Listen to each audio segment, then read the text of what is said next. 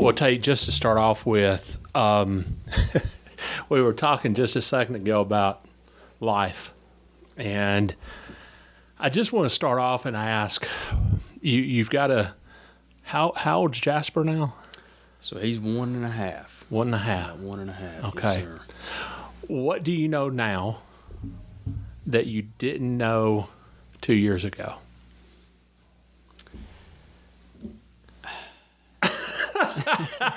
That's a loaded question, Rick. Let's see. Well, for one, and folks always told me, and I believed them, but never really had any experience to go by, is just how much you change as an individual when you become a parent. Things that I would hear about in the news and on TV, stories about children, things happening to children. I always thought it was bad, but once I have a child, I became more aware and more, I guess, just cautious and have a mind for just the well-being of my child, but not only my child, but children in general. I just realized how precious they are, and I don't know. It was just a whole cognitive switch for me. And I'm still developing, and I know with the arrival of the new little one, that'll probably continue to develop. But that's been one major aspect, and another one has just been, as we discussed before we started here, is just take things day by day. You'll have good days one day, then you may have a bad day the next, but nonetheless, they're all really good days because you're spending that day with your family and the folks who really and truly matter in this life. Tasha, Jasper, and then this upcoming little one. So even though they may be rough, there's always good in there. All right, so what's the funniest experience that you've had with Jasper so far? Oh man.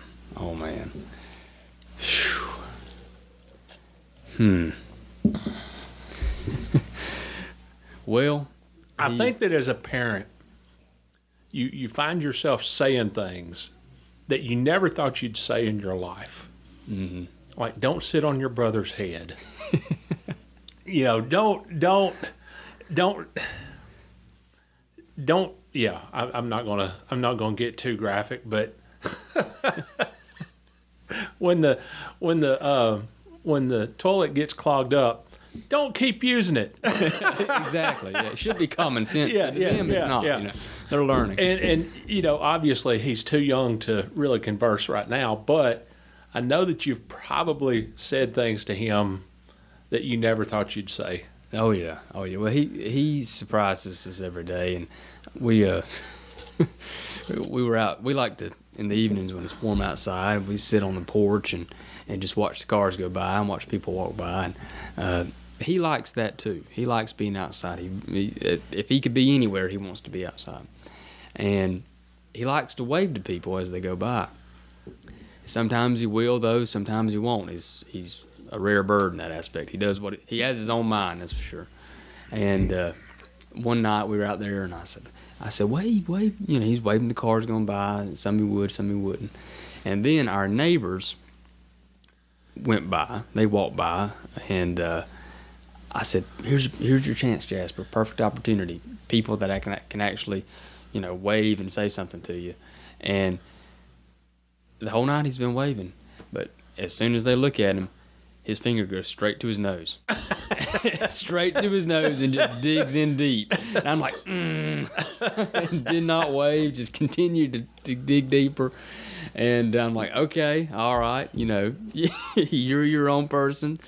But yeah, oh my gosh, he does that. And Tasha, she likes to let him get free at night and just let him run around naked a little bit to air out, as she likes to say.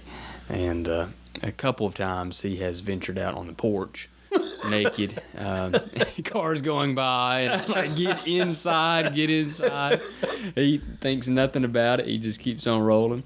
But yeah, we've got some funny stories, but he keeps it interesting. That's for sure. All right. I do want to go back, and your mom and dad. I'm talking about Ted. Ted, your dad. Are they from Yadkin County? They are, aren't they? They are. Okay. My dad's folks, they've been here, oh my goodness, since 1750s. The Williamses and Hutchinses. And then my mom, the Myerses, the Craters, they've been here about just as long. So they met in high school. My dad was about 4 years older than my mom, but they met in high school and maintained a relationship. When she was in high school and they were in college and everything. So, yeah, they're a Yadkin County family, more or less. Okay. So. You did lose your dad. How old were you? I was 3. Okay. I was 3 at his passing. So, a lot of folks tend to ask me, do you remember anything about your dad? And I don't. I wish I did. I was too young. Yeah. Certain things I think I remember. Yeah. Like little snapshots. Yeah. Specifically, Seattle. So he went out to Seattle for his bone marrow transplant. And, of course, I was 3, and we stayed out there for several months during this time. And certain things I think I remember, like, my grandma, Judy, was out there. And she really took care of me and watched me, and my grandpa came out there too and did the same. And a lot of other family members helped out also. But many of the days were dull and monotonous. And one of the things I remember the most is just sitting in the hallway of where we were staying, just tossing up and down a flight of stairs a big old Scooby-Doo stuffed animal. That's all we had to do. So the vision of me tossing that up to her sitting at the top of the steps, me at the bottom of the steps tossing up an old Scooby-Doo, that remains in my mind.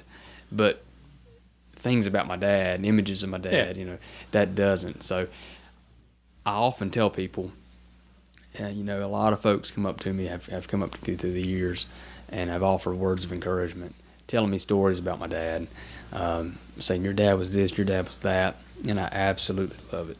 And I always tell people, they say, you probably hear this all the time, but I say, tell me. Because everything you tell me about him is just one more piece to the puzzle to create the man that I really never knew. And I thoroughly appreciate that. It could be a story I've heard several times or one I've never heard at all. And they assemble something that's much larger and much greater and heartfelt to me. So no, I don't remember him, but I have the stories that from other people's stories that I can remember him by. Do you get tired of people saying that you look just like him? No, I take that as a compliment as well. Folks will say it. So say I've had people come up and work there in Dobson in the courthouse, and I'll be helping them, or they may even be across the office, and they'll take a second look at me. Wow. And and they'll say, "Are you Ted Williams' boy?" And I say, "Yes, I am." And we just start talking, and they said, "Well, you just look like a Williams." I don't know what that looks like, but you just look just like him. But I love to hear it. I do love to hear it, and that's something that never gets old. One picture that your mom tends to share, do you wish that your mom would lose the picture of you and your dad and you sitting on the potty?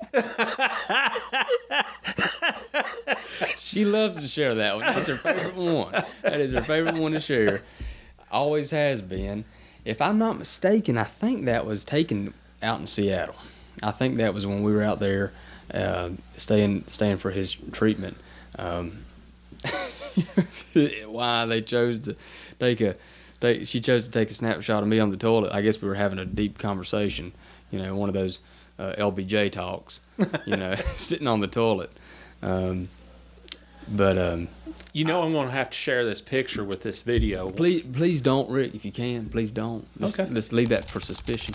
Whatever you say, Tate. It'd just be between me, you, and a few hundred. Just let people's minds wander. They don't need to viewers. see it. No. They've probably seen it enough already through the years.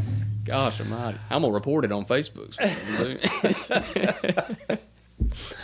All right, so Tate, how old were you when you realized that your dad wasn't around? Is that something that you did realize? Is it something that you struggled with? Is it something that caused you teen angst, so to speak? Mm-hmm. How did you deal with it?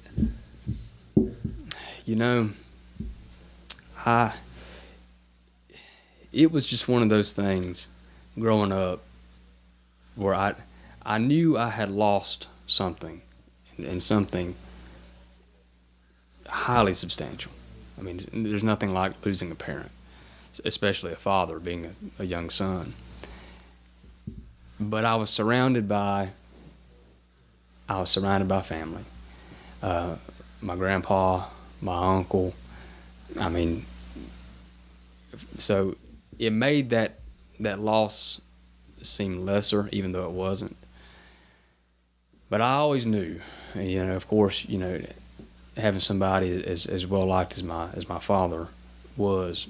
A lot of folks, talking, and a lot of people. I think a lot of people through the years were afraid to mention anything about my dad because they didn't know how I would take it. Right. But I always took it well. But I was talking to a friend one time, and a friend of a friend had lost a parent in their teenage years, and they asked me how I felt about it. And they said, "Well, you grew up without a dad. You lost him when you were young." I said, "I did." I said, and that has certainly shaped my life in more ways than I can ever imagine and begin to tell. I said, but I grew up really not remembering him and without him. I said, even though people say I'm just like him or whatever, it must be in the genetics. I said, that loss isn't as hard as somebody's loss, if they lose them later on, because they've developed that rapport, that relationship. They have the memories with each other. There's a sever there, and how do you go on and live in life from that point on? I said, but with me it was different. I said, because growing up and with my memories of my childhood, and I said I didn't really have those memories with him there. He was always there with me. I knew, but I said that it was just different. I said. There wasn't a day I didn't think about him, but it was just a different type of loss and a different type of grief. Certainly, at the high marks of my life, I have felt his loss the most. Wedding day, graduation days, and even just random days along the way, going back through old pictures, family albums and stuff, and just looking at pictures he had taken or pictures people had taken of him or of the family has really got to me before. And I had nobody, there have been nights I've been looking through those where I just, I've had a few breakdowns, just not of just I guess just raw emotion. I guess So it's been interesting. I wouldn't say it's a conventional type of grief, but it's always there. Well, I don't think there is a conventional type of grief. I think everybody grieves in their own way. Right. I think so too. And it's just with there being not really that cutoff, like for most people, losing a parent or losing any type of family member, they live their lives with them, then they have to automatically live their lives without them. Of course, I lived 3 years on this earth with them, but I didn't really have a memory of that. So it's just different. It's just different. Thinking a lot about what may have been if he was still around, and that's what gets to me, I think, sometimes. Thinking of it, especially when Jasper was born, just thinking about how proud he would be, and having him share in that glorious experience of our firstborn child. That's what gets to me. That's what gets to me the most. Tate, he is proud. Well, thank you, Rick. Thank you. He is proud. I appreciate that. I hope. Speaking as a daddy, Hope so. He is proud. Thank you. So, how old were you when you guys moved here to Maplewood? Well, it was probably around probably 2011. Okay. I think. And how old would you have been? Well, just going into high school. So, what would that be? About 14 or Okay. so. That was about the time, if I'm not mistaken, when we came here to Maplewood. All right. And the youth group at that time, it would have been you, maybe Andrew? Oh yeah, it was a. We all kind of came in at one time, more Yeah. or less. It was like an influx of a lot of folks around the same time. I may forget a few people, but I know the Everbys came a little bit before we did. The Gentrys too. Yeah. And then, well, I think Paige started coming around that time. A lot of the folks that we had in the youth group for many years, they kind of just miraculously came at one time and came together. Of course, there were some already still here. I know Tristan Barnhart was here, and of course Patrick Lancaster and some of the other ones. But yeah, it was. What is it like? And again, this is another open-ended question. But what is it like to literally grow up in a church from, you were in the youth group, and then to mature to the point where you're now a deacon? That's a cool journey, and yes, I'm sure that there were, you were a dumb teenager and thought you knew everything there was to know Very much a dumb about teenager. the world. But now you have matured, and you're now a deacon in the church. Well, I'm maturing. Not fully matured yet, but I'm maturing. Hopefully I'm on the right track. But, it's something about Maplewood when we first started. When we came here, the youth group, really made me feel a part of something that really beforehand I had never really felt like I was a part of something. And with all the guys and the girls that were president of the youth group, it felt right. And you could really plug in, And honestly, I have had that feeling ever since being here. It just feels like a place you can come and serve in your own capacity, not to somebody else's standards, but how you feel best to serve and led to serve. And when we came back to Maplewood, I was very honored and blessed to be asked to be a deacon, and it's something that I did not take lightly at all, especially with my age. I know a lot of folks say we need younger folks serving, but we need folks serving that have an understanding of what that service means. And not saying that I fully figured it out, because I haven't, but it's something that I prayed about a lot and really considered.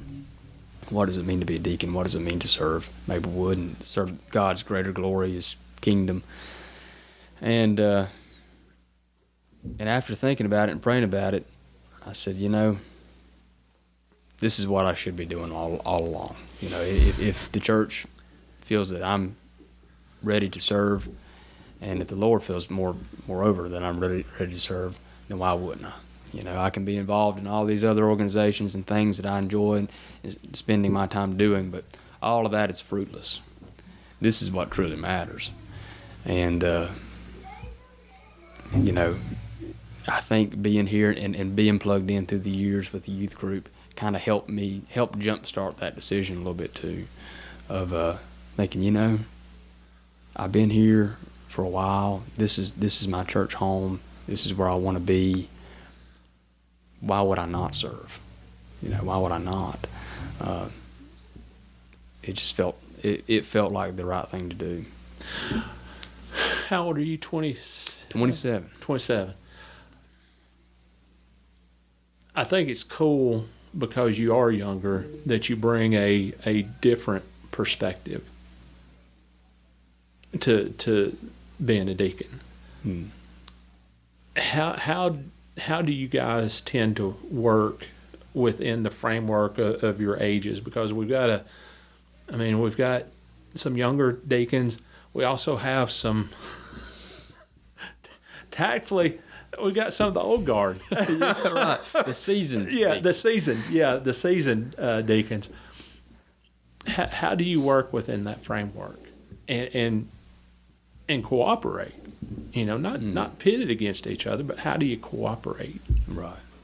Well, first and foremost, we have a fantastic deacon body, and I'm not saying that just because I'm currently on the board. That you're on camera. Oh, I'm on camera, exactly. Everything I say is being filmed. we do. We have a good deacon body that is varied in ages. The guys we have right now, even the one that came before, varied in ages, and I think that's a good thing because you do get that varied response of, okay, well this is an issue. How can we tackle it? You know, the old guard, if you might want to put it that way, may have one approach, and then the newer folks may have a different approach, and that could just be because the guard they've been a deacon for a while. They kind of know how things work. The newer ones coming in have different viewpoints, and may not even be related to their age, but you have different perspectives that kind of collide. And I think being younger, you definitely have that. Of course, myself and Andrew's the youngest deacon on the board right now. You know, we have a soft spot, especially for, like the barn up here. The barn, we helped put that together, and especially youth. Just the thought of the youth, and I think everybody in the church has that. That they want to see the youth group grow. They want to see, Maplewood grow and prosper. But especially us, coming from a youth group here, just like Adam and Jesse, coming from a youth group here, you want to see that continue to grow. And we kind of do the same when we can, kind of lobby for that, a little bit, because we were a part of it. And it's good to see Maplewood have a strong youth group. I know it ebbs and flows through the years, but nonetheless, that kind of has affected our viewpoint on how we serve. Not that we're administrators of the church or anything, because we're certainly not. We're here just to serve the congregants. But if we can kind of offer a direction for the church, why not put it in the direction of our youth? You are uniquely situated because you have grown up here, and you do know about the church's past. You're a part of the church's past. You're a part of the present, and hopefully you're going to be a part of the future of the church. 5 years from now, where would you like to see Maplewood? 10 years from now? Well, 5 to 10 years, I fully intend, unless the Lord calls me elsewhere, to be here and be raising my 2 sons. And I hope to goodness. So you do know it's a son? We do. Do you? Okay. We do. Yeah, we found out Tuesday. So, breaking news for those you probably already know by the time you watch this. We don't. Rick's a great name. It is a good name.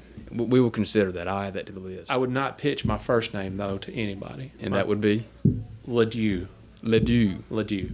How do you spell that? That has to be a family name. My dad's middle name, my first name. Ledoux. How do you spell it? Rick, R-I-C-K.